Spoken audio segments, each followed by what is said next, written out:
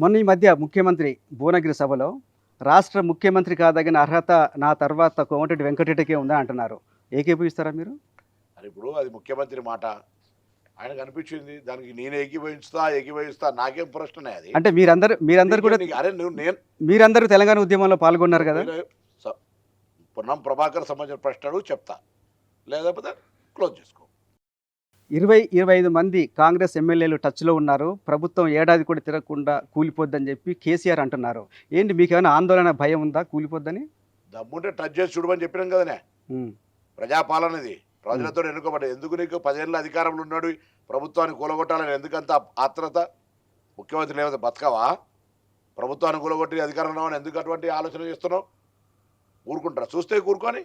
అయితే ఇంకోటి, 5 మంత్రులు కూడా మాతో టచ్లో ఉన్నారని బీజేపీ లీడర్ పార్టీ నాయకుడు మహేశ్వర్ రెడ్డి అంటున్నాడు. ఆ 5 మంత్రులు ఎవరు? మీరు కూడా ఉన్నారా దాంట్లో? నేను చెప్పిన మళ్ళా ఎక్కువ నేను చెప్పిన ఆ రోజు ప్రెస్ కాన్ఫరెన్స్లో కూడా Ponnam Prabhakar NSA brought up, NSA నాయకుడు, ఏబీవీపీ బీజేపీకి వ్యతిరేకంగా పోరాడి ఉద్యమించుకొని వచ్చినటువంటి వ్యక్తి.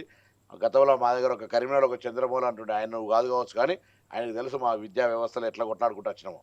నాకు తెలుసు, నేను మిమ్మల్ని చూసిన ప్రత్యక్షంగా. ఎటువంటి బేసిక్ బ్రాటప్ నుంచి వచ్చినామో ఆ చంద్రమౌళి మీరే అనుకుంటున్నాను. నేనే. మరిగా తర్వాత వాళ్ళు అంటున్నారు కాంగ్రెస్ మేము కూల్చాము, అంతర్గత కుమ్ములాటలతో అదే కూలిపోతుందని. అట్లా ఏమైనా అలాంటి ప్రమాదం ఉందా? గుంటకాడి నక్కల్లాగా మీరు చూస్తూనే ఉండండి. మా ప్రభుత్వం 5 సంవత్సరాలు, మళ్ళీ 5 సంవత్సరాలు, మళ్ళీ 5 సంవత్సరాలు కొనసాగించుకుంటూ పోతుంటాం. ఒక పార్టీ మీరు అట్లనే ఇట్లే గుంటకాడి నక్కల్లాగా ఎప్పుడు కూలుతుంది, ఎప్పుడు కూలగొట్టాలి, ఎప్పుడు 20 మంది వస్తారు. 10 ఏళ్ళు పరిపాలించే తృప్తి లేదు. ప్రజాస్వామ్యంలో అధికారంలోకి వచ్చినాక మళ్ళా 5 ఏళ్ళకి ఎన్నికలప్పుడు వాళ్ళు తప్పు చెప్పిరా, మేమైతే బాగా చేస్తాం చెప్పే ధైర్యం ఉండాలి. కానీ మళ్ళీ వేసుకొని బండి వేసుకొని తిరుగుతారు. ఏం చేస్తావు?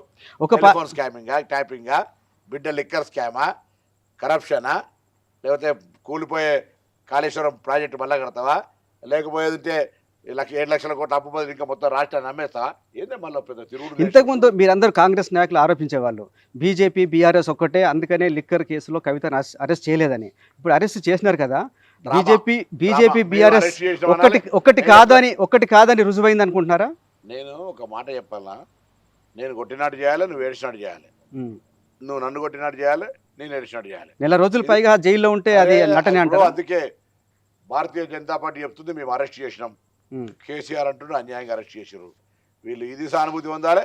వాళ్ళు అరెస్ట్ చేసిన, లేకపోతే ఊర్లలో పోతే కవితను అరెస్ట్ చేస్తామని 100,000 సార్లు చెప్పినటువంటి భారతీయ జనతా పార్టీ నాయకత్వం ఎందుకు అరెస్ట్ చేయలేదని అడుగుతున్నారు. కాబట్టి దాని గురించి మీరు బీజేపీ తెలంగాణకి ఏం చేయలేదని ఆరోపిస్తున్నారు. ఒకరోజు కరీంనగర్లో దీక్ష కూడా చేశారు. కానీ కిషన్ రెడ్డి చెప్తున్నాడు 10 లక్షల కోట్లు తీసుకొచ్చామని. నిజం కాదా? చౌకధరల దుకాణం బియ్యము, బాత్రూములు కట్టినాయి, ఉపాధి హామీకి ఇచ్చిన లెక్క పెట్టే మూర్ఖులారా. తెలంగాణ రాష్ట్ర విభజన తర్వాత కొత్తగా ఏర్పడ్డ రాష్ట్రంకు ఒక విద్యా సంస్థ తీసుకొచ్చిర్రా, ఒక వైద్య సంస్థ తీసుకొచ్చిర్రా, ఒక పరిశ్రమ తీసుకొచ్చిర్రా, ఈ రాష్ట్ర ప్రయోజనాలకు ఉపయోగపడే ఏ కార్యక్రమం చేపట్టిరని అడుగుతా ఉన్నా.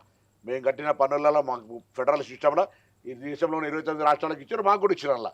ప్రత్యేకించి ఏం తెచ్చినావో చెప్పు చేతనైతే. అది కాక రొటీన్ లెక్చరర్లుగా క్లాస్ రూమ్లో 10th క్లాసులో సోషల్లో 400 కిలా జిల్లా రాజధాని ఉండే అదే చెప్పుకుంటుంది నడవదు కదా. ఏం తెచ్చినో చెప్పు తెలంగాణకు. ఓకే, ఏం తెచ్చినో చెప్పు అని అడుగుతున్నా. ఊకే ఆ కోట్లు చదివినాం, ఈ కోట్లు తెచ్చినాం. బాత్రూమ్ అంతా కట్టి నాకు కట్టిరు, ఉపాధి హామీ అందరికి ఇచ్చినా నాకు గా పైసలు లెక్క పెట్టి కాదు చెప్తే ఏం లాభం చెప్పండి.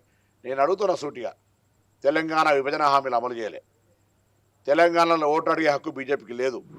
తెలంగాణ ఏర్పాటును if you are really Telangana బిడ్డ, పార్లమెంటు సాక్షిగా తెలంగాణ ఏర్పాటును అవహేళన చేసిన ప్రధానమంత్రి, తెలంగాణ అమరవీరుల ఆత్మలు క్షోభించే విధంగా మాట్లాడినటువంటి ప్రధానమంత్రి, తెలంగాణ దొంగదారిని తీసుకెళ్లి తలుపులు వేసుకొని తీసుకున్నటువంటి ప్రధానమంత్రికి పార్లమెంటులో 4 ఎంపీలు కిషన్ రెడ్డి, బండి సంజయ్, అరవింద్ బాబురావులు మౌనంగా ఉన్నటువంటి పరిస్థితి.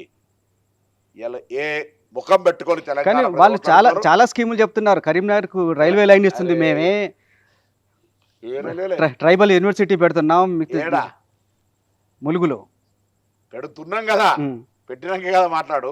కాంగ్రెస్ గెలిస్తే దేశ సంపదని, హిందువుల సంపద అంతా ముస్లింలకు పంచుతారు, మంగళసూత్రాలు కూడా తీసుకుంటారని చెప్పేసి ప్రధానమంత్రి మోడీ అంటున్నారు. దానికి మీ రియాక్షన్ ఏంటి? ప్రధానమంత్రి అనే పదవికి అర్హత లేకుండా, గౌరవం లేకుండా, పూర్తిగా అవహేళన చేసే విధంగా, ఆ పదవి యొక్క గౌరవాన్ని పూర్తిగా దిగజారుతనంగా మాట్లాడిన మాటలవి. దేశంలో ఎవ్వడు కూడా అటువంటి మాటలు మాట్లాడాడు.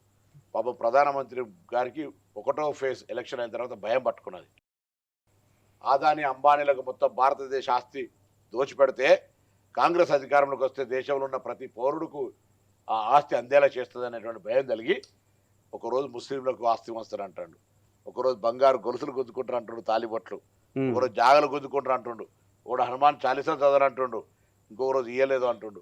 అంటే మానసిక స్థితికి సంబంధించిన ప్రధానమంత్రి పదవి యొక్క హోదా, డిగ్నిటీ, దానికి ఉండే గౌరవము దిగజారే విధంగా రోజువారీగా దిగజారి మాట్లాడుతున్న మాటలు సభ్య సమాజం అవగాహన ఉన్నటువంటి ఈ సభ్య సమాజంలో ఒక పార్లమెంటేరియన్గా, ఒక లెజిస్లేటర్గా, ఈ ఒక విద్యార్థి రాజకీయాల్లో చర్చలోని భారతదేశ సంస్కృతి పట్ల అవగాహన ఉన్నది. నేను ఒక పక్క హిందువును, భారతీయుని.